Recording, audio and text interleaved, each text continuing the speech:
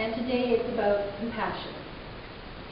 And the principle we're working with is compassion. It is the ability to be one with others and sacrifice your needs for their needs without feeling depleted. Giving of self with the realization that you are, in effect, giving to self. So when I spent this week thinking about compassion and talking it over with my family, I said this is going to be interesting because I don't really feel very compassionate right now.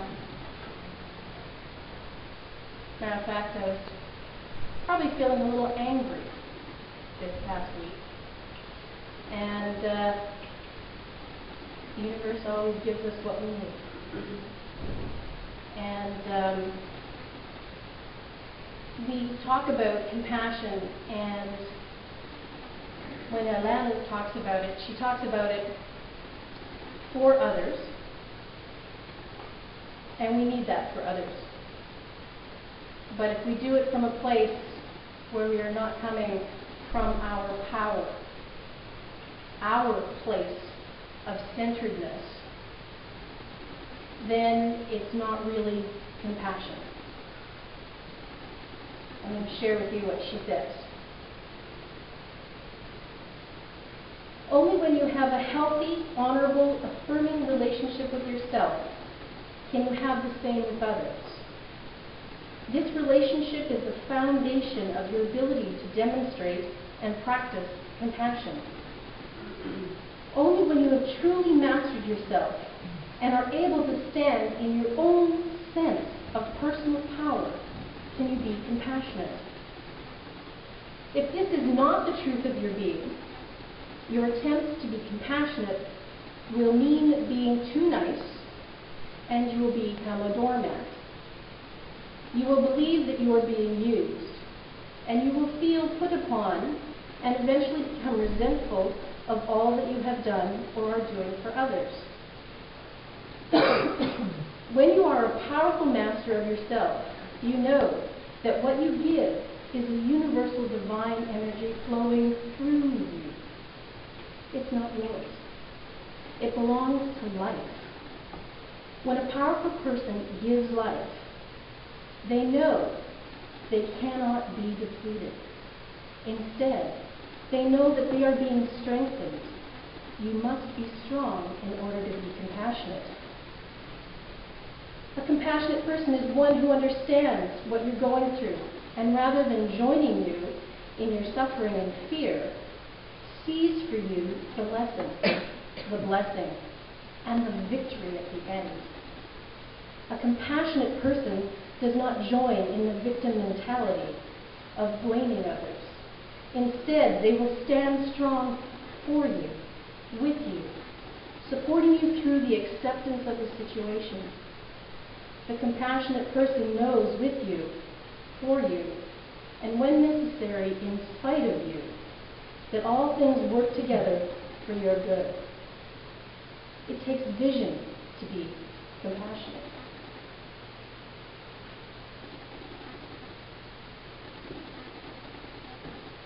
So, my lesson for compassion this week was I was coming to work on Wednesday morning, and I got in the car and I started the car up, and you know how when you get into a car and you start your car, this vacuum creates around you and you know you're inside a closed vehicle? Well, I heard outside sounds. I thought, what? Are you closing the door? Look at things, door ajar. Close my door again. I still hear it. And I look over and I see my passenger door is ajar. And as I look over, I also see that my console is open. And it's like a sense of violation has just occurred. And with it also came the anger. And I reach over and I close the door and I close the thing. And I call David. He was the last one to use my car. And didn't lock the door. So I was a little abrupt, less than pleasant. Not really spewing spitfire and brimstone, but close. The facts, man. Here it is. My car's been broken into. Thanks a lot for not walking. And then I phoned my buddy Diane. I said, "You'll never guess what just happened to me." And I told the story, and she's like, "Oh my God, what did they get?" And I'm like, "Well, all the change that was in there." "Anything else?" "I don't know, I haven't checked." "Well, maybe you should look." So I look in the back seat, nothing missing. Look in the trunk, because they could pop the trunk, because it's the glove box thing, nothing missing. Open the glove box, nothing missing. And then I realized they had the audacity to take my umbrella that I bought in Chicago when I was there for conference. I was like, oh my God, what's going on? And I have to tell you, I'm now engaged in a car, and I'm driving to work, and thoughts of, well, dismemberment came through and passed. And when I see that person walking down my street with that purple umbrella, I know it's mine. I'm going to get them. I'll confront them. I had to stop at Staples. And I had phoned previously to drop off a project. And when I got there, they said, "Oh no." The guy on the phone said, "Oh yeah, we can do that." Got there live in person. I said, "Oh no, we can't do that." So my sense of victimhood was poked a little bit more. I'll show them, I'll do it myself. And I drive. Now I'm on Miller. And I'm approaching McDonald's on the corner of 51st there. And this same voice came through. And it said, "What if?" I mean, what if? What are you talking about? What if? What if? What if what? I've been violated today. What if the person who did it was a person in need and knew no other way to see their needs met?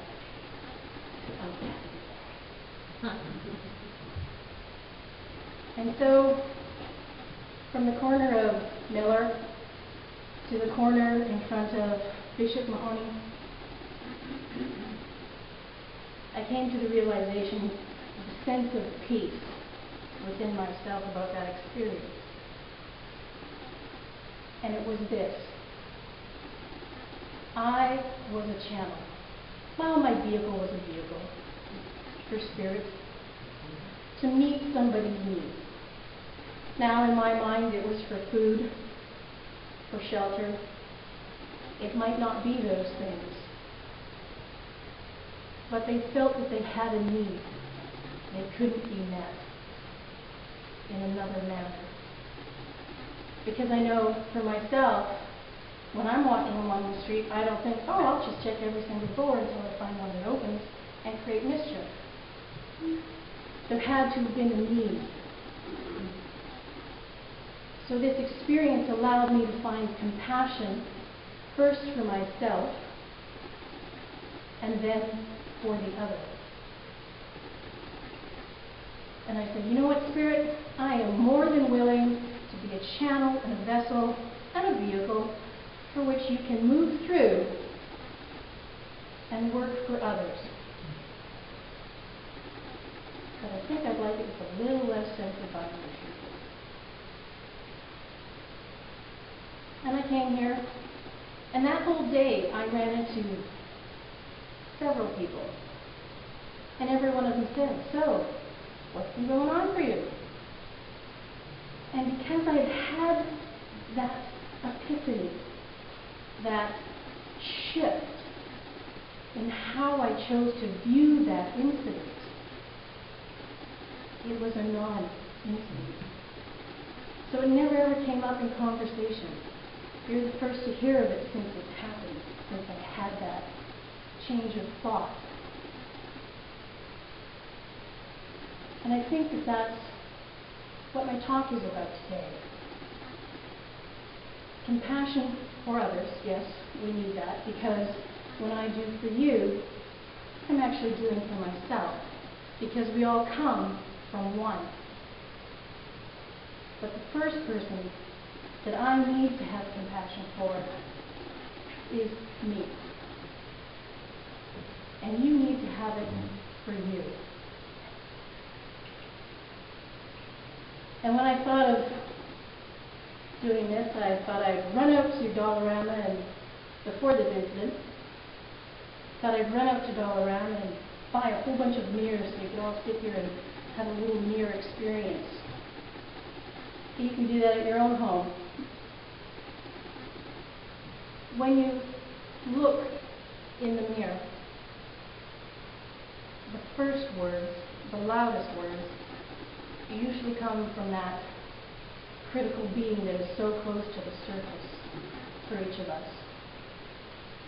The one that sees the blemish, the one that sees the imbalance and the unharmony within. And the hard part, it's not even really hard, but it just takes a moment to get past that, to look at yourself and make contact with yourself and allow that heart, soul of you to come up and tell you the truth about who you are. We say it on Sundays. I'm a spiritual being having a human experience for the joy of it. It's kind of become rote for us.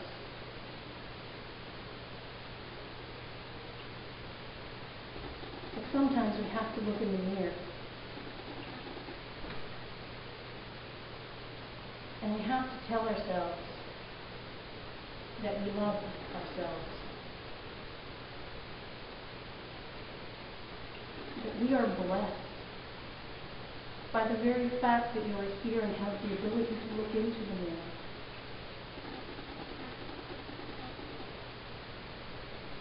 The other thing that I was, grandiose ideas,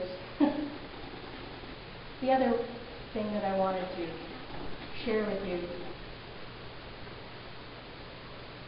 is that Saturday morning I was up early. I went into the living room and I was just being in the silence. I wasn't on the computer, I wasn't watching TV, I wasn't reading. I was just being in that stillness. Not trying to force a thought, not trying to run away from a thought. And my buddy Diane came upstairs and the dogs came upstairs and there was all this energy and activity.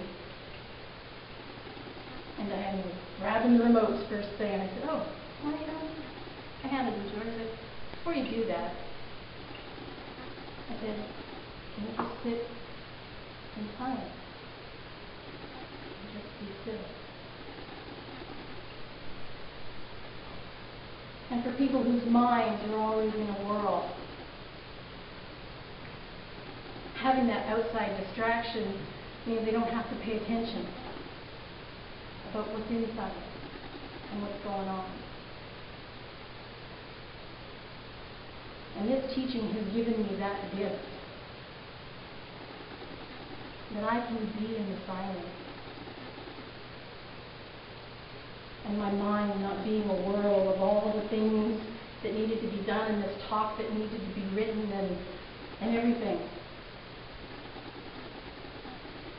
There was nothing for me to do. There was nothing for me to be. But quiet. And she said, well, you have your book in your hand. You're going to read. Why do I have to sit here in the stillness if you're going to read and I can't watch TV? And I said, I'm just holding this. It's my little security blanket. I love books. Books are my friends. So I'm not reading it, I'm just holding it for comfort in the quiet. So she said, okay, I'll try it. I won't like it, but I'll try it. about 5 minutes out of her before she started asking questions. So what's your talk going to be about? What's the figure out? What's it going to say? What's it going to look like? Haven't figured it out yet. I'm still listening. But one of the things she did ask me, because I had stated to her that I wasn't feeling very compassionate earlier in the week, she said, if you're not really feeling compassionate, why? Why aren't you feeling this way? And I had to stop. I had to think, why am I not? I can trudge out a whole slew of excuses for you. And I think the underlying reason for me not to be feeling compassionate was at the time I wasn't feeling happy about myself. I wasn't feeling that love that exists for myself. And I needed to find that. I needed to reconnect with that. I watched a whole bunch of videos on compassion. Feeling very compassionate now. But one of the interesting things was that Jean Kabat-Zinn talked about was that compassion isn't something that we need to go looking for. It already exists in us. It's one of the qualities of spirit. It's already there, in you. The only thing we need to do is uncover it.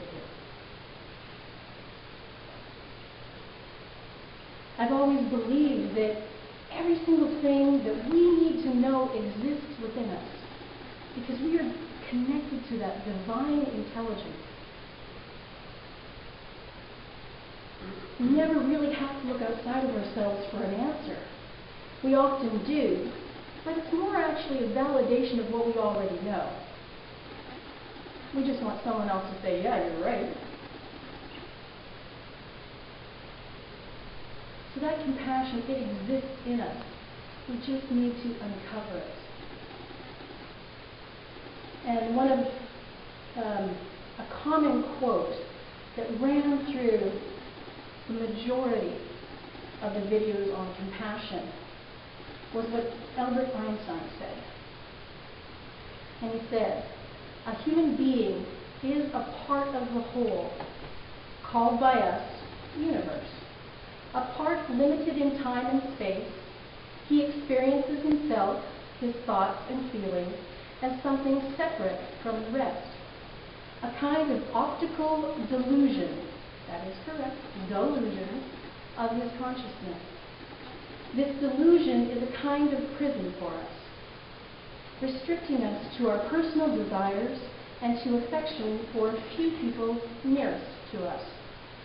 Our task must be to free ourselves from this prison by widening our circle of compassion to embrace all living creatures and the whole of nature in its beauty.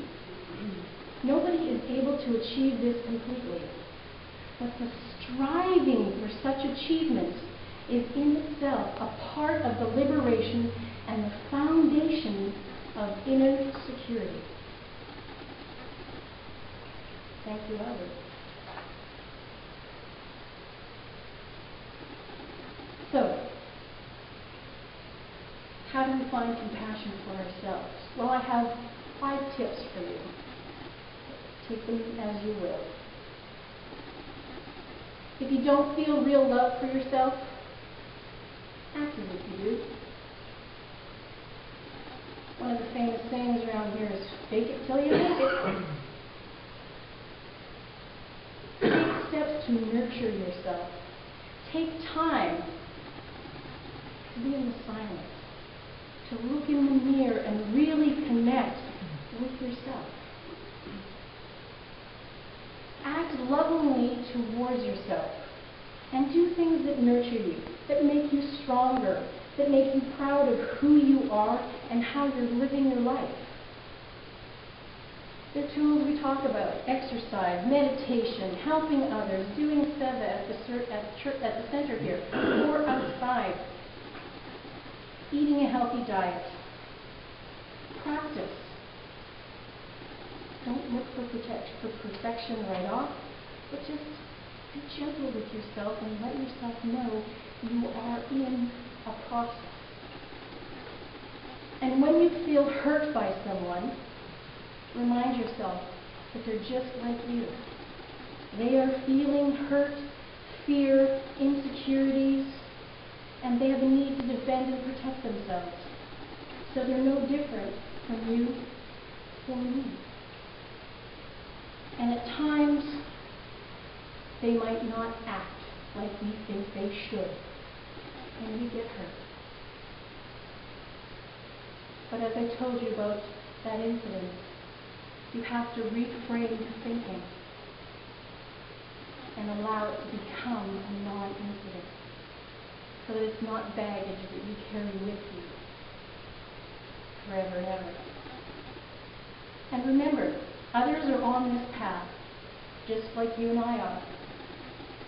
And we're all doing the best we can with what we have. And sometimes it works, and sometimes it doesn't. And sometimes we need a little help. Be of service. The best way to get out of a funk when you're in one, or when you're feeling fear, anger, frustration, worry, hurt, all of those things, is to help somebody else. Do something for someone else.